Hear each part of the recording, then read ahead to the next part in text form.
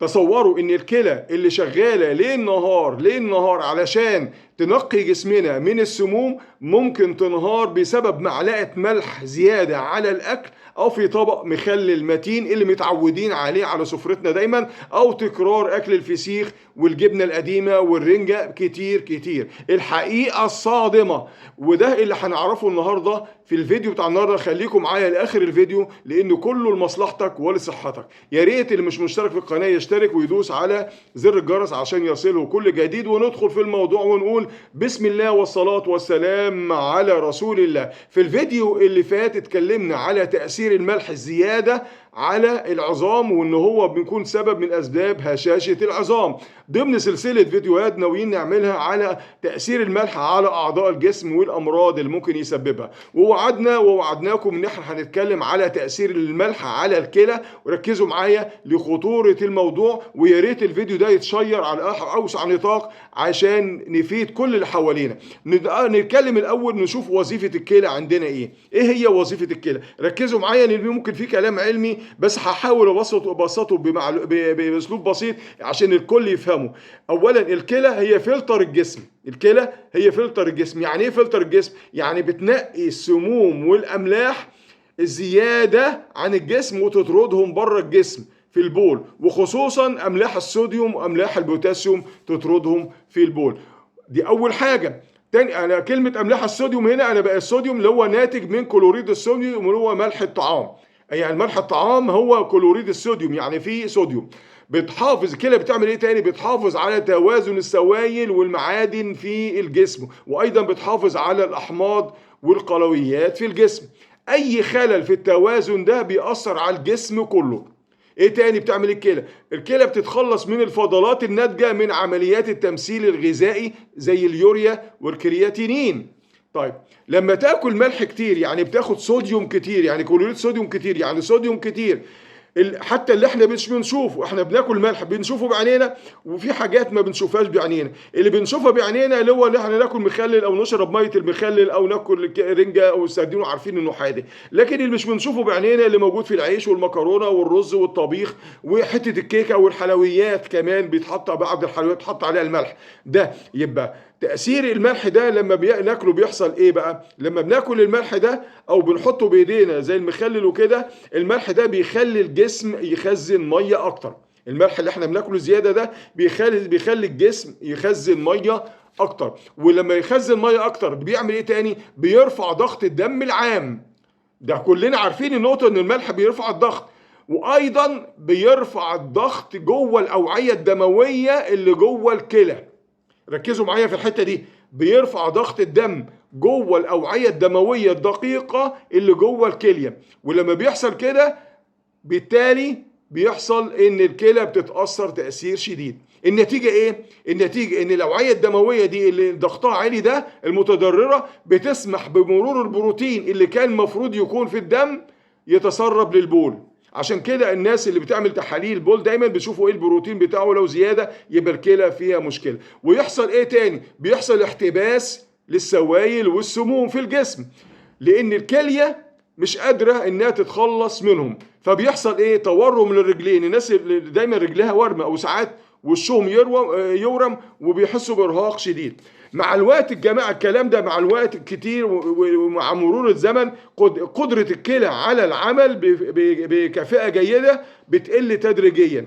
فبيحصل بعد كده بعد عمر طويل، بعد الشر عليكم يعني، بيحصل الفشل الكلوي. كل ده من احنا متعودين ناكل املاح كتير، ملح كتير. انا بقول مش املاح، لا ملح كتير. ملح ايه؟ الصوديوم ده. غير ان تراكم السموم والاملاح ممكن يكون نتيجته ضعف عام في الجسم.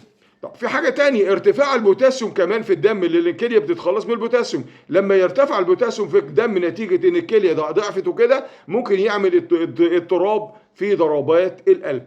كمان طرح الكالسيوم، يعني احنا في الفيديو اللي فات احنا قلنا الكالسيوم دايما مرتبط بيحب الصوديوم، فالصوديوم الكليه بتطرد الصوديوم فبيطلع معاه شويه كالسيوم. وقلنا كل جرام صوديوم بيطلع من الجسم بيبقى قدامه من 2 من 10 ل 6 من 2 من 10 ل 6 من 10 مللي جرام كالسيوم.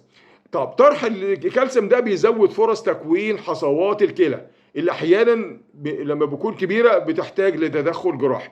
يا جماعه منظمه الصحه العالميه قالت او بتاكد ان استهلاك الملح العالي من اهم اسباب امراض الكلى المزمنه. هقولها تاني، منظمه الصحه العالميه بتاكد ان استهلاك الملح العالي اللي هو كلوريد الصوديوم العالي او الصوديوم العالي من اهم اسباب امراض الكلى المزمنه. الخطوره بقى بتكون اكبر عند مرضى الضغط والسكر، عشان ينتبهوا لي للحته دي. مرضى الضغط والسكر الخطوره عندهم اكبر من الناس الاصحاء، يعني اي زياده بسيطه في استهلاك الملح ممكن تسرع من تدهور وظائف الكلى. واخدين بالكم؟ مرضى السكر والضغط لازم ينتبهوا. وفي دراسات اتعملت، بصي بقى الامل هنا، في دراسات اتعملت على